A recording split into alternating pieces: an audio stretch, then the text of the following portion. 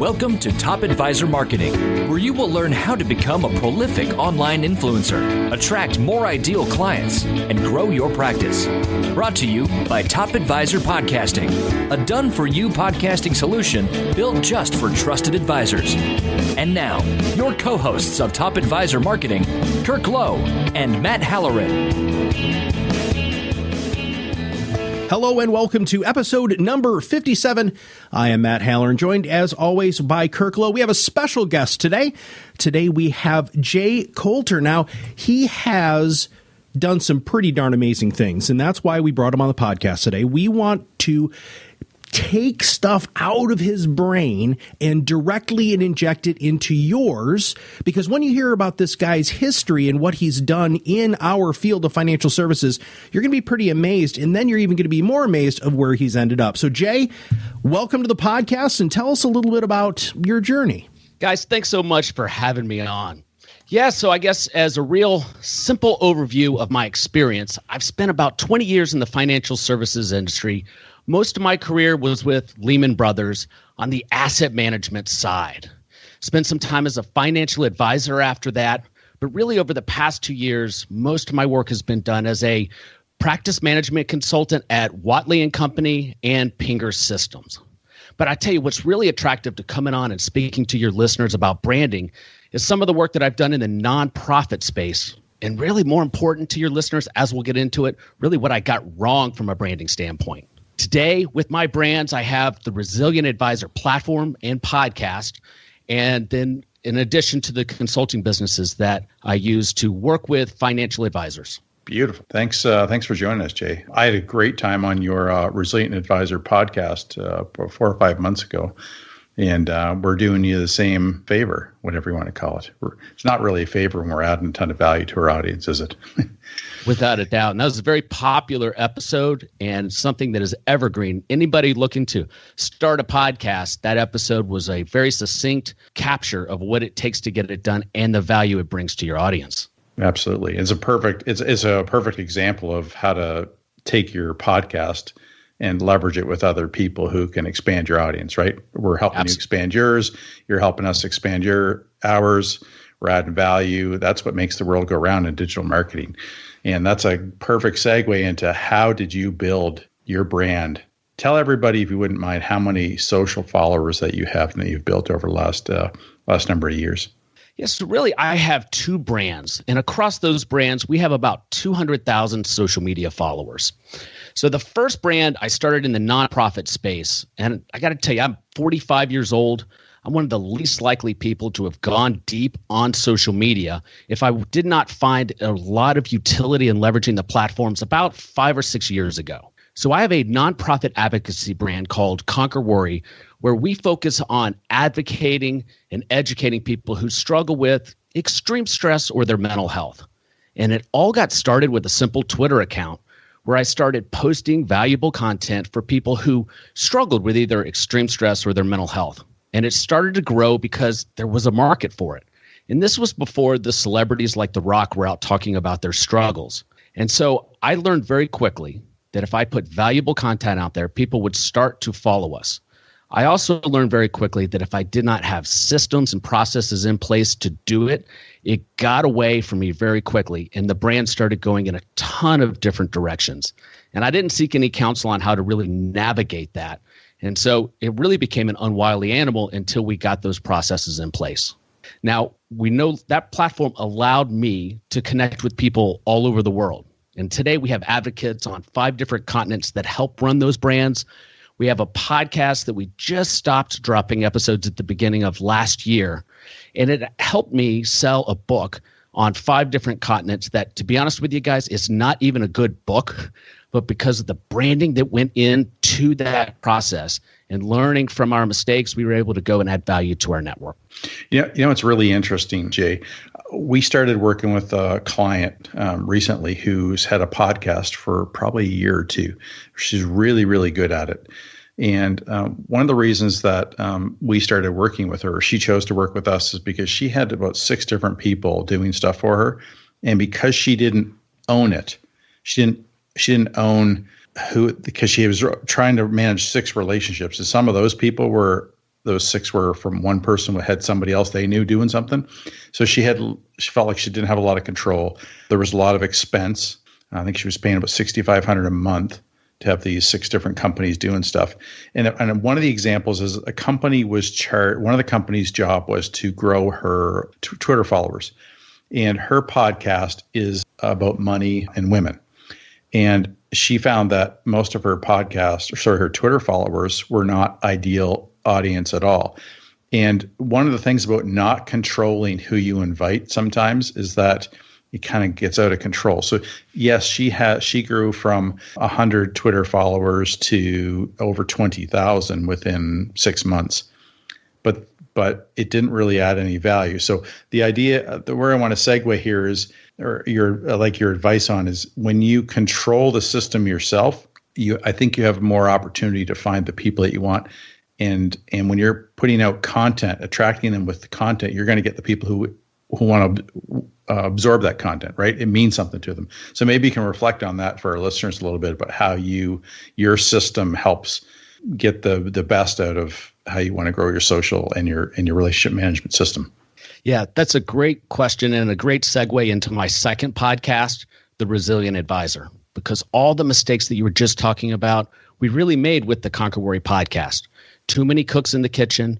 We were connected with too many different people on our social media platforms and did not have a concise message.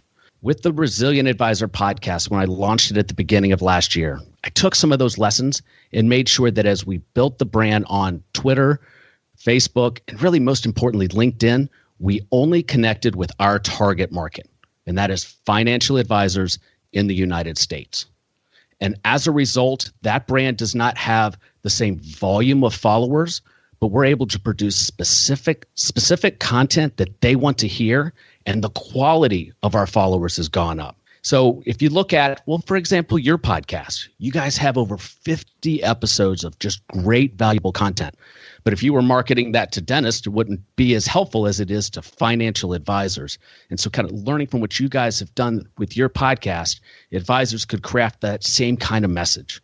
Is that how you coach folks? Absolutely. You have to be dialed in. We don't do a podcasting or social media for anybody who we don't think has a good brand and who's not, like for social, we don't work with anybody who's not producing their own content on a regular basis, because that's what we want to be able to leverage. Sure, we can talk about them golfing and talk about everybody else's expertise by curating it, but we need to mix in, your expertise. That's the whole point.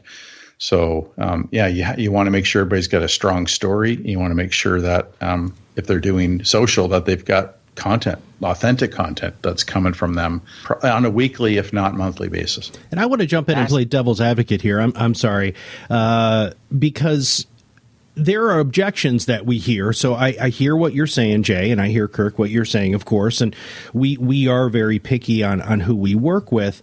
But there are major excuses, and there are all sorts of flags or barriers or boundaries that people put up that stops them from achieving this level of exposure, right? So, Jay, you outlined 5 of these. All right, so let's break down these 5 excuses that financial advisors use on why they don't have a simple relationship management system.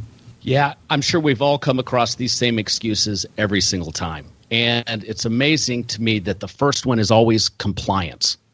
And the reality is, as long as you know the rules of your firm, you can go out and build any type of digital footprint that you would like, as long as you're within the rules. I will walk into an office and an advisor will say, well, compliance won't let me do A, B, or C.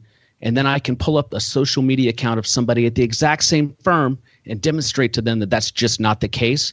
And it's clearly just an excuse. I got started in this business in the mid-90s, again, dating myself, and my job was to get on the phone and cold call 400 people a day. And then this thing called email came out. And sitting in the bullpen, I was really intrigued with this idea that I could send electronic messages to clients and prospects. But the big producers in the corner office, Well, not only did they not want email, they didn't want the websites when they first came out as well. And it's that type of slow movement that I see with some of these advisors around these excuses that I think's just going to hurt their brand longer term.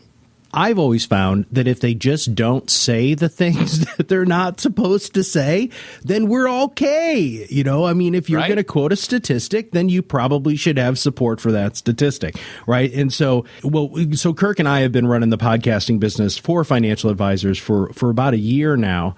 And it's amazing how easy it is to work with compliance with some of our clients because they know what to say and what not to say. So, but the second excuse here is the most ridiculous. So I think compliance is a ridiculous excuse, right? But I think the second one, me personally, as a person who was involved, talk about dating yourself, my first thing was MySpace, right? So I had a MySpace account when that first came out.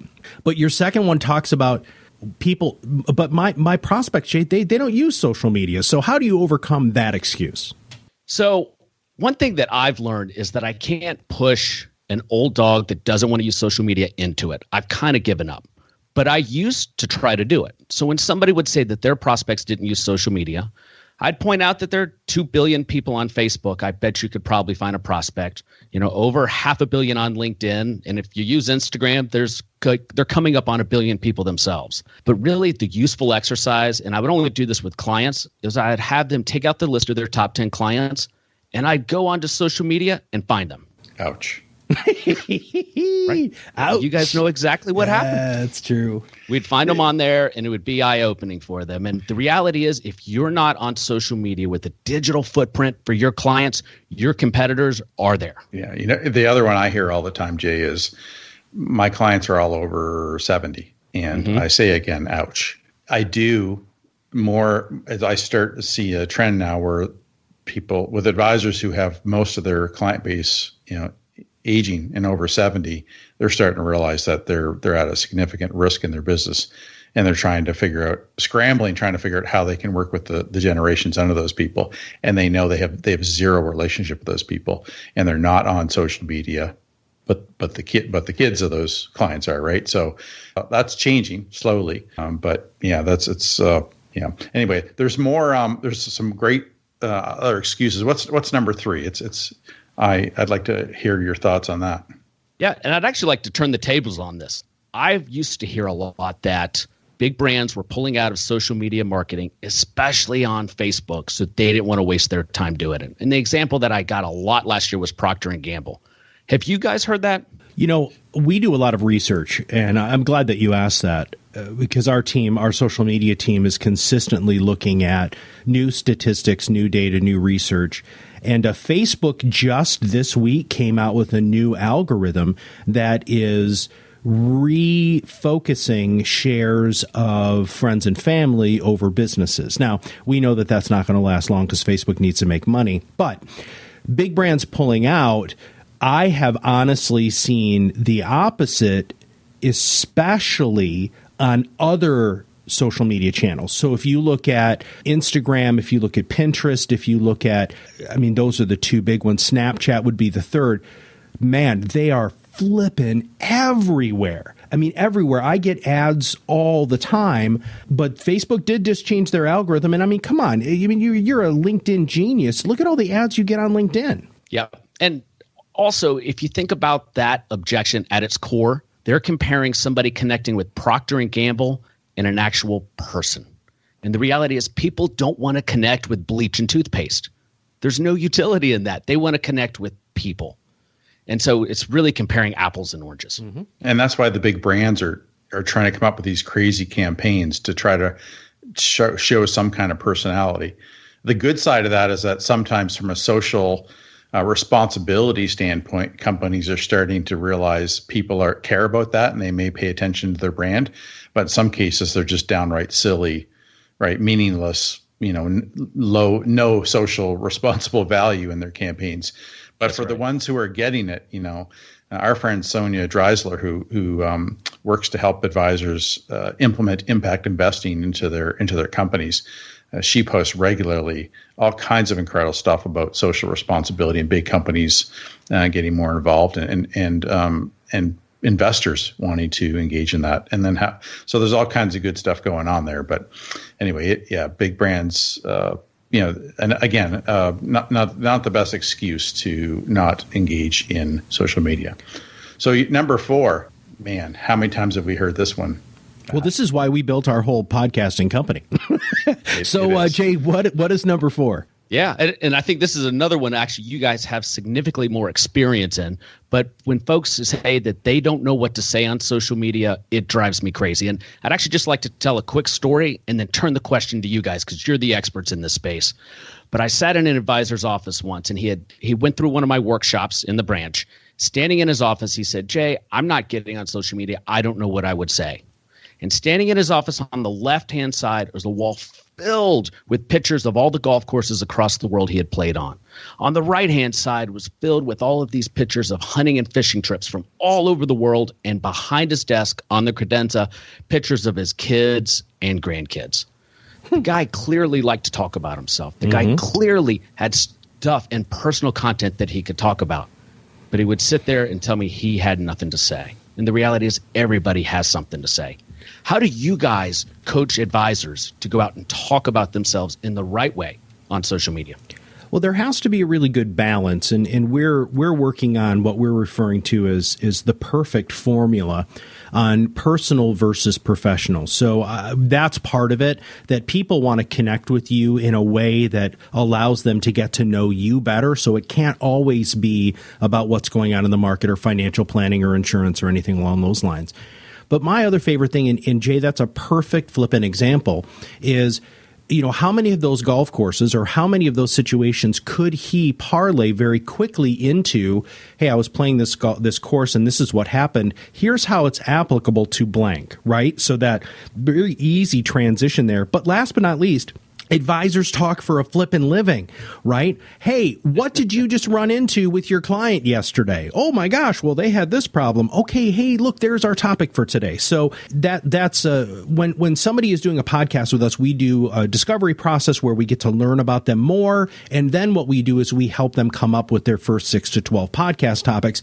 And a lot of it is just that, tell me what just happened. And we always want our advisors to tell stories because really good advisors are really good storytellers. And when you're listening to a story, especially when it's in an interview, it feels like you're just kind of, a fly on the wall and you're getting to experience something. And people are really able to connect very strongly with that story and with that advisor because it allows them to get off their high horse and become more human. Yeah, and authentic, to use Kirk's word from earlier. And that's so important from engagement, I found. Yeah. So, Jay asked a question. You don't know what to say. So here you can frame your what you say in 4 categories: personal interest, community. So what's going on in the community? Are you that you're involved with? So are you giving back to the community?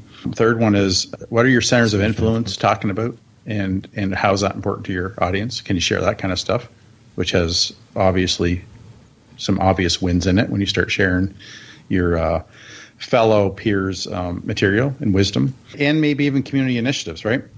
And the fourth one is expertise. Is what do you know that your audience should care a lot about? And how can you? So when you find the formula, so Matt mentioned earlier that we're working on the perfect balance of personal and professional. Those are the categories of personal and professional. When you find that formula, the balance of those 4 things, that's what you can talk about all the time. Yeah. And that's what we work on with our clients. Sorry, I'm putting you on the spot. And Matt and I, one of the things that we had to figure out when we started working together is language.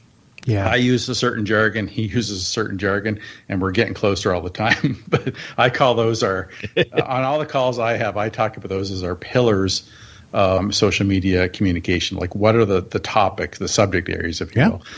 anyway. Well, and so it's funny that those you are huge. It's funny that you say that, because now that you walk through all of those, I just talked to Jess, who runs our social media department, about those earlier today with a specific client. See, Kirk, and that's part of your genius. Jay, just I'll be with you in just a second. So, Kirk, that's part of your genius, is how you package things, and I flippin' love that, man. I love how you make ideas like that very, very visual, and people really understand the foundations of those things. So back to Jay. Okay, Jay. Now, well, I'll tell you guys, if I can interject, I just took notes. That is a fantastic model or pillar, however you want to describe it, for creating a simple framework to coach an advisor on how to post. Yeah. Do you guys put percentages to those 4 pillars? So that's the perfect system that we're working on. So here's what's happened, and I'm glad that you asked that.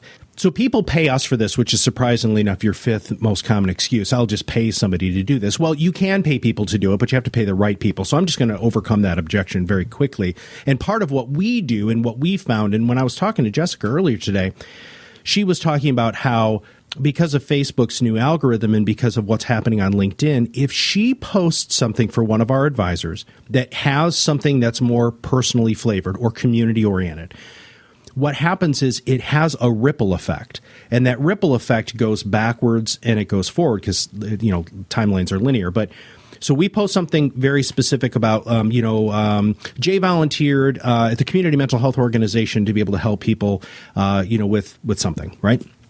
A picture of you, arms around a couple of people who are in the day program or whatever, and we know that 3 to 5 posts previous will gain viewers and views, likes, and shares because of that personal piece. But we're trying to quantify it a little bit more. Now, you have a SEMA, so I'm assuming that you're really good at the whole numbers and stuff like that. So I might actually need to pick your brain on some of that to try to figure out how we quantify that. But that's what we're finding, and it also moves forward too, because people are engaged with you. So you can't just pay somebody else to do it.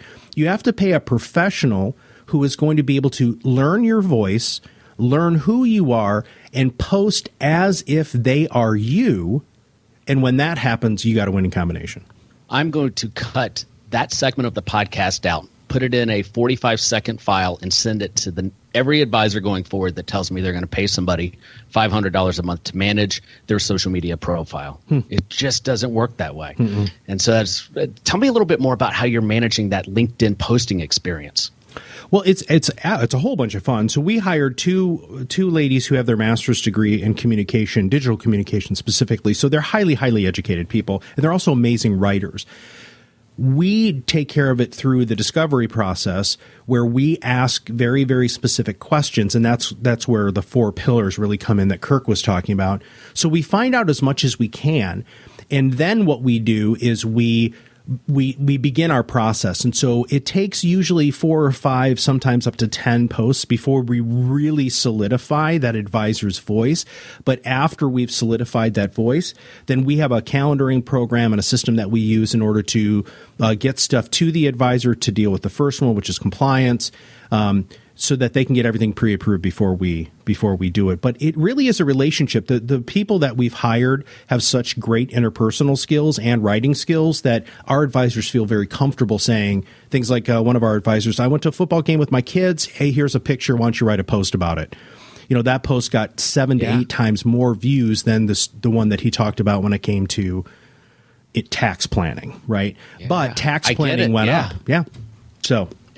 But it's not easy. I mean, no, it's not. The people that we hire to do this, they're just, I don't know how to explain it. They're just so engaged in who our clients are as people and professionals and then we run everything by them. But we do it in a way that saves the advisors a heck of a lot of time. And advisors don't even like trying to figure out how to word stuff. So I agree. A lot of advisors are going to have to figure out how to do this themselves. But you should have somebody who knows how to wordsmith stuff, put the final kind of touch on it, because some advisors are really quick.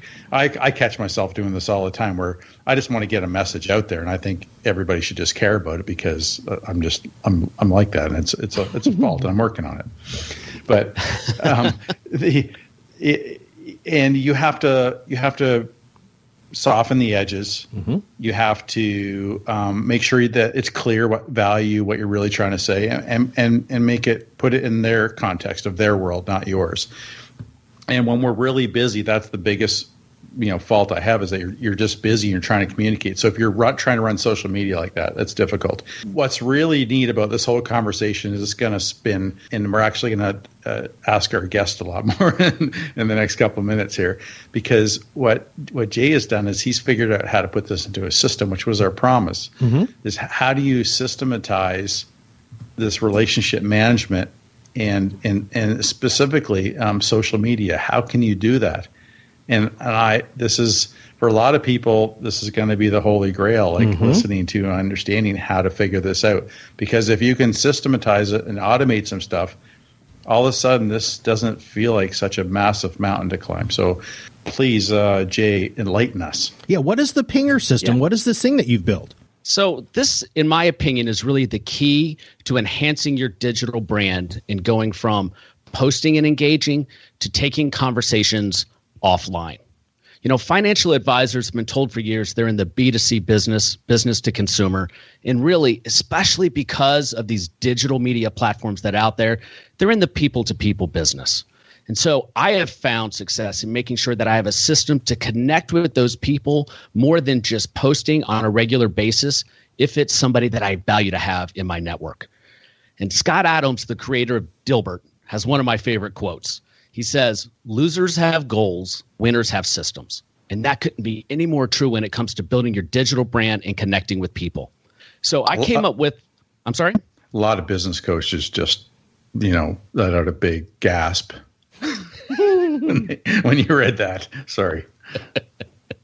All the goal planners. I mean, really good coaches do move right to systems, but some of them, the ones who aren't, as professional, they just get people caught up in their goals and they talk about goals all the time. I'm sorry, odd tangent, but I tell you funny. what, we have a joke inside of our financial advisor consulting business, Watley and Company. My partner Vince and I say, when we sit down with a client the first time we start talking about goals, we get one of two answers where we ask them where they want to be.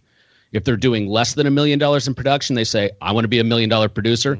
And if they're doing $1 million, they say, I want to double my business, with no thought at all about how they're going to get there. So it is really kind of rampant in our industry to be more goal focused as opposed to putting in a system. Great. So what's a ping, brother?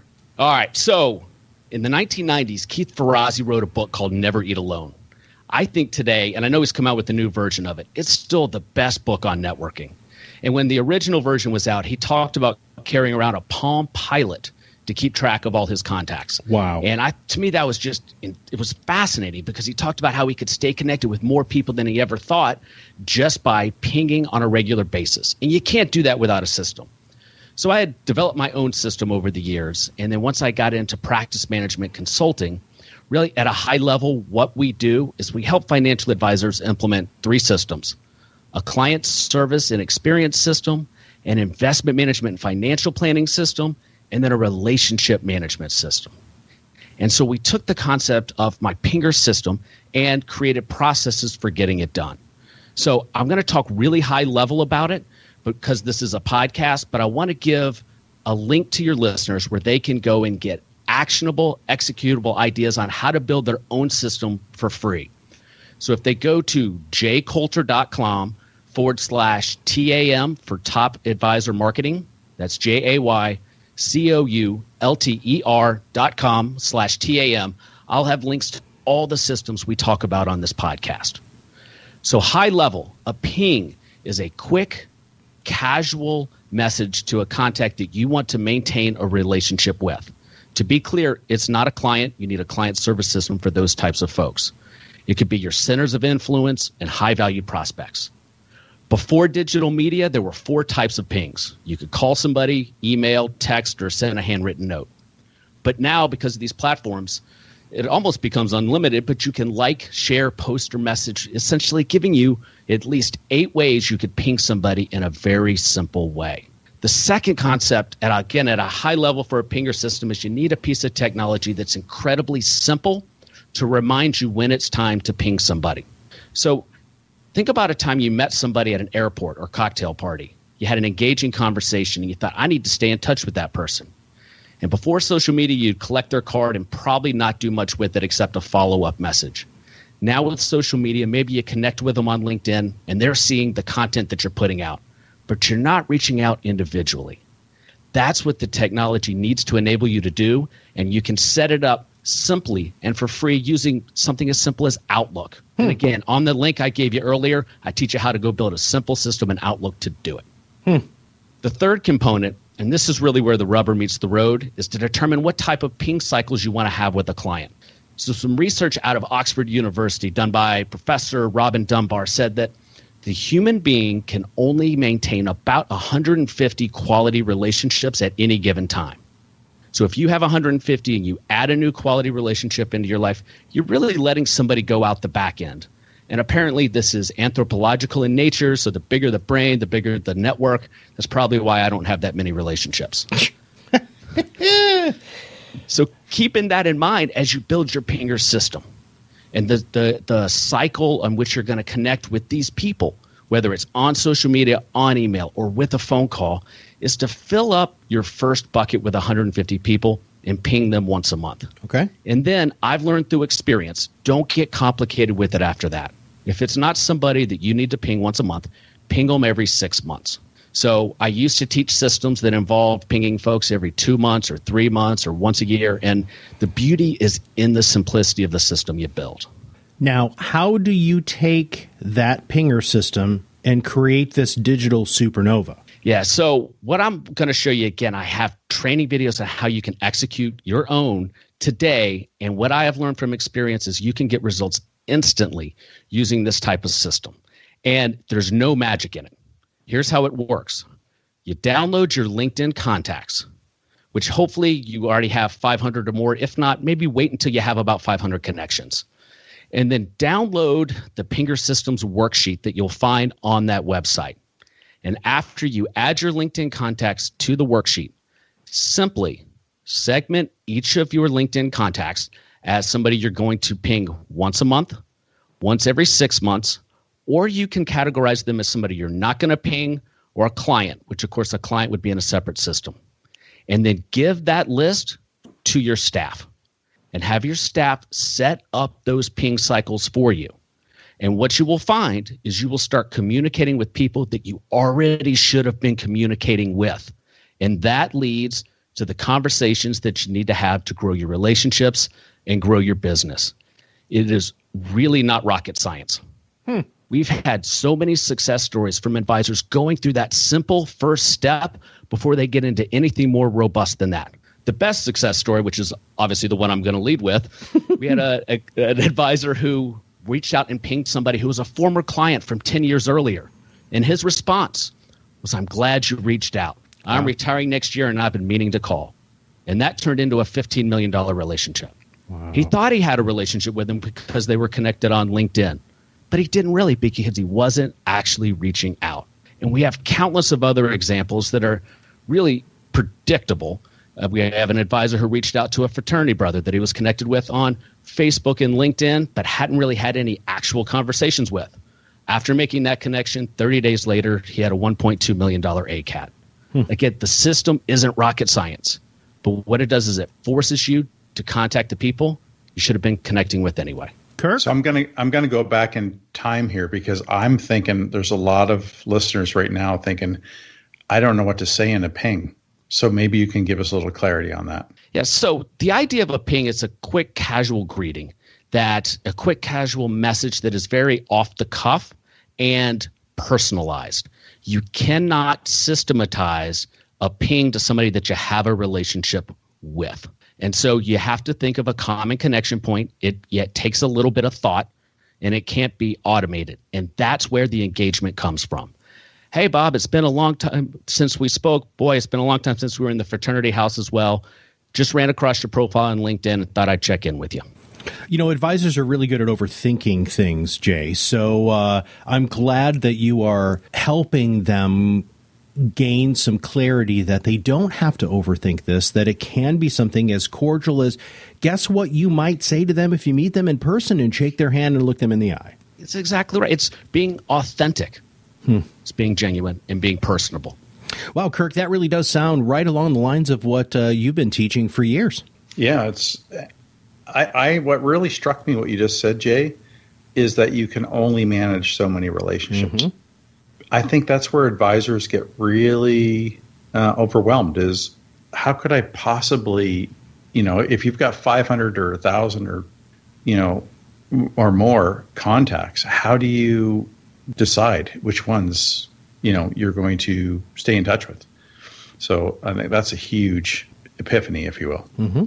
And what surprised me is how few advisors we engage with, either as in a formal consulting engagement or just having conversations that don't have a system in place to stay connected with the relationships that matter. And guys, I don't have hard data behind this, but I can tell you it is far less than 5%. Far less than 1 in 20 have a system in place to stay in touch with the folks that matter the most to their network. All right.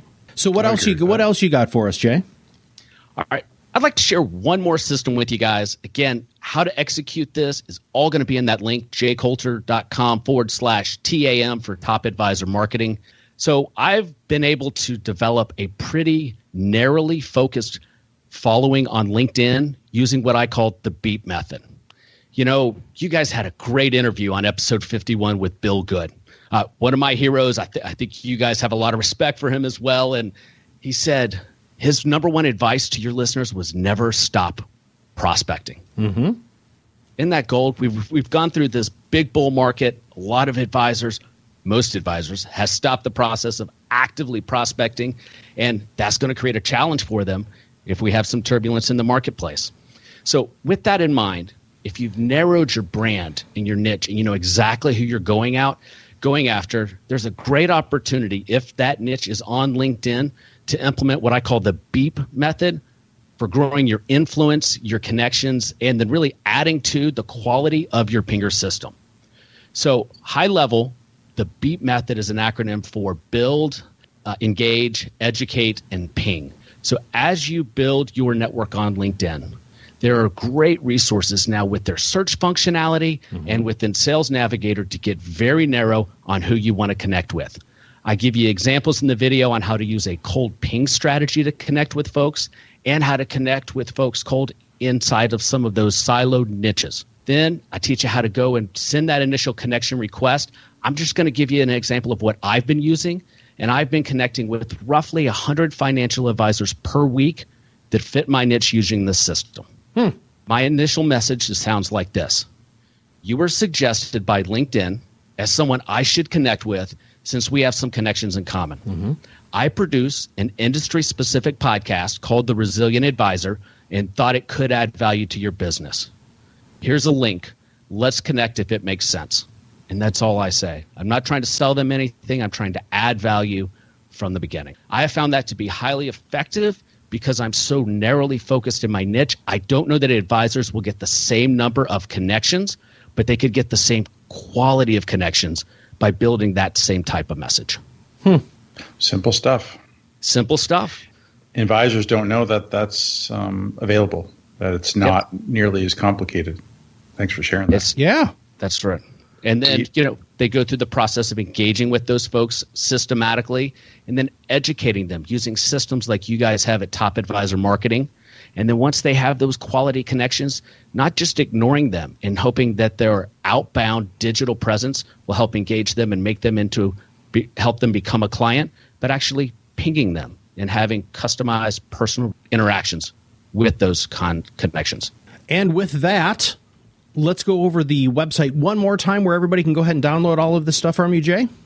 Yes, jcoulter.com, JAYCOULTER.com/TAM for Top Advisor Marketing. And please, one of the greatest things about being a podcaster is if you have a podcast or if you want to start a podcast, you're going to find out very quickly that this is a very tight-knit community. So Jay had Kirk on the podcast, so we wanted to have Kirk's thought leadership, and then we heard about Jay. Jay is now on our podcast.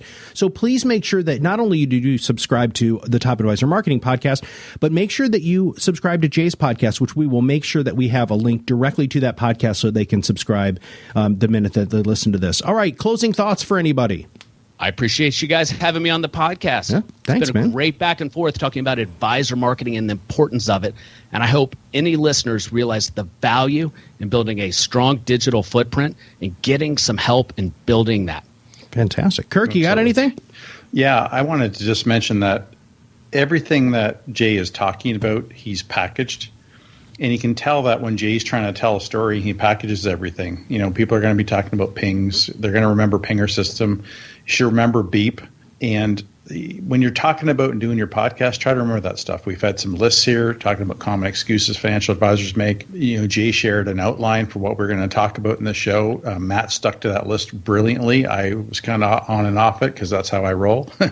But when you're a real pro, you package things, you present all your ideas very thoughtfully, you're organized and ready to go. And that's so, as you can see, Jay has a system even for how to do a podcast and how to be a great pro on a podcast. So just remember all that stuff that Jay shared. Some of his quotes are fantastic. And thanks so much for being on the show, Jay. And we look forward to having you back and for both of our paths and our worlds to continue to connect with each other. Thanks, Absolutely. man. Great, guys. Thanks for having me on. All right. For Jay Coulter and Kirk Lowe, this is Matt Halloran for Top Advisor Marketing Podcast. This was episode number 57. Jumpstart your relationship management system, and please make sure that you click into the show notes and find all of those great free resources from Jay. He really has given up a lot to provide great value, which is something that we always want to do with this podcast. And if you have not subscribed to our podcast and Jay's podcast, please make sure that you click the subscribe now button below. So every time Jay or we come out with a new idea, it'll go directly to your listening device. Thank you very much, and we'll see you on the other side of the mic very soon.